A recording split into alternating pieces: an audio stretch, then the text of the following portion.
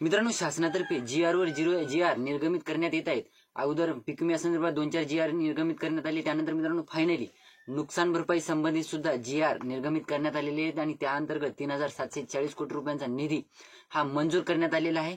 तर त्या कोणते जिल्हे आहेत त्याविषयीची सविस्तर माहिती आणि कोणत्या जिल्ह्याला किती रुपये निधी हा मंजूर झालेला आहे त्याविषयीची सविस्तर माहिती, त्याचबरोबर हा निधी जे मंजूर झालेला आहे ही नुकसान भरपाई कधीपर्यंत शेतकऱ्यांच्या खात्यावर वितरित होईल त्याविषयीची सविस्तर माहिती आपण आजच्या व्हिडिओमध्ये क्लिअर करण्याचा प्रयत्न करणार आहोत। तत्पूर्वी जर चॅनलवर नवीन असाल तर चॅनलला सबस्क्राईब करा आणि समोरील जे बेल आयकॉन बटन आहे ते दाबायला विसरू नका।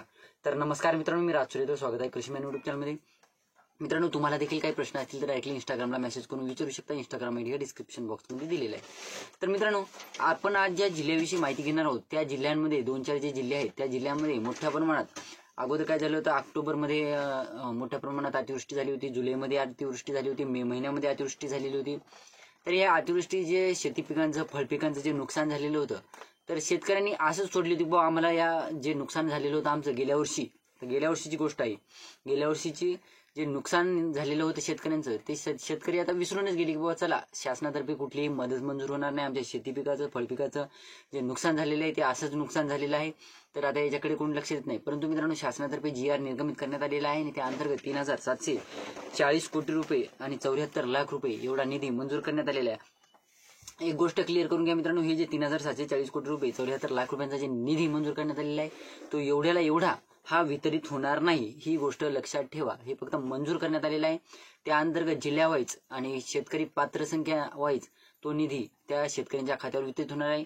जे निधी पूर्ण एवढा जे निधी आहे तो तेवढा वितरित होणार नाही, ही गोष्ट लक्षात ठेवा।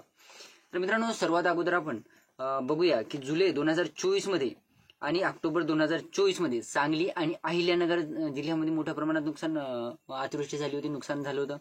त्यानंतर मित्रांनो, जवळपास मे 2024 मध्ये अतिवृष्टी ही सोलापूर जिल्ह्यात सुद्धा झालेली होती। तर या अंतर्गत सोलापूर जिल्ह्यातील जवळपास 2748 शेतकऱ्यांना जिल्ह्यातून फक्त 2748 शेतकरी हे पात्र ठेवण्यात आलेले आहेत या नुकसान भरपाईसाठी आणि त्या अंतर्गत 4,49,06,000 रुपयांचा निधी या जवळपास 2748 शेतकऱ्यांना मंजूर करण्यात आलेला आहे। त्यानंतर मित्रांनो, सांगली जिल्ह्यातील शेतकरी बघायचं झालं तर सांगली जिल्ह्यातील जास्त मोठ्या प्रमाणात शेतकरी आहेत, ज्याच्यामध्ये 18,336 शेतकरी आहेत। म्हणजे सोलापूर जिल्ह्यामध्ये फक्त 2700 शेतकरी आणि इकडे सांगली जिल्ह्यामध्ये जवळपास 18,336 शेतकरी हे नुकसान भरपाईसाठी पात्र ठरवण्यात आलेले आहे आणि त्या अंतर्गत जवळपास 6,29,58,000 रुपयांचा निधी हा मंजूर करण्यात आलेला आहे सांगली जिल्ह्यातील। आता एकंदरीत बघायचं झालं मित्रांनो, सोलापूर जिल्ह्यातील 2700 शेतकरी पात्र, 2700 शेतकऱ्यांना जवळपास 4,49,00,000 रुपयांचा निधी हा सोलापूर जिल्ह्यातील शेतकऱ्यांसाठी।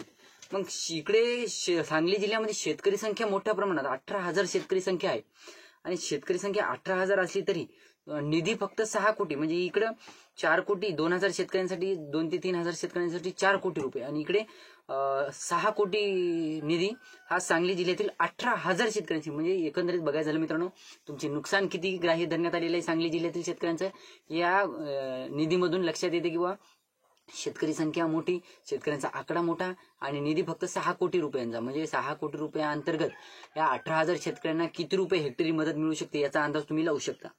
त्यानंतर मित्रांनो, अहिल्यानगर जिल्ह्यातील जवळपास 1,551 शेतकरी यासाठी पात्र ठरवण्यात आलेले आहेत आणि त्या अंतर्गत 2,05,51,000 रुपयांचा निधी हा मंजूर करण्यात आलेला आहे 1,000 शेतकरी म्हणजे 1,500 शेतकऱ्यांच्या साठी। म्हणजे 1,500 शेतकऱ्यांसाठी 2,05,51,000 रुपये म्हणजे जवळपास बघायचं झालं तर 2.5 कोटीच्याच नाही, 2.5 कोटी तर नाही, 2,05,51,000 जे निधी आहे त्या अंतर्गत 1,1500 शेतकऱ्यांसाठी हा निधी।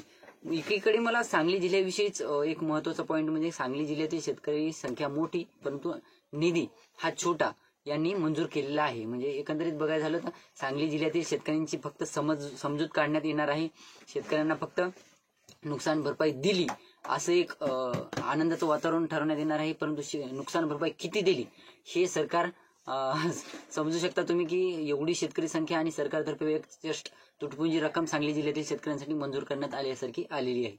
तर मित्रांनो, ही छोटीशी माहिती। आता हा निधी कधीपर्यंत शेतकऱ्यांच्या खात्यावर वितरित होईल तर मित्रांनो, हा निधी ऑगस्ट महिन्यामध्ये शेतकऱ्यांच्या खात्यावर वितरित होईल। कारण मित्रांनो, आता या महिन्यात हा GR जरी निर्गमित करण्यात आलेला असला तरी आपले राज्य शासनाचं काम किती ढिलं आहे हे आपल्या सर्वांना माहीत आहे. त्या अंतर्गत मित्रांनो जवळपास ऑगस्टमध्ये हा निधी शेतकऱ्यांच्या खात्यावर वितरित होईल. तर ही होती छोटीशी माहिती. व्हिडिओ आवडला असेल तर लाईक करा, चॅनलला सबस्क्राईब करा आणि जास्तीत जास्त शेतकऱ्यांपर्यंत पोहोचण्याचा प्रयत्न करा. धन्यवाद.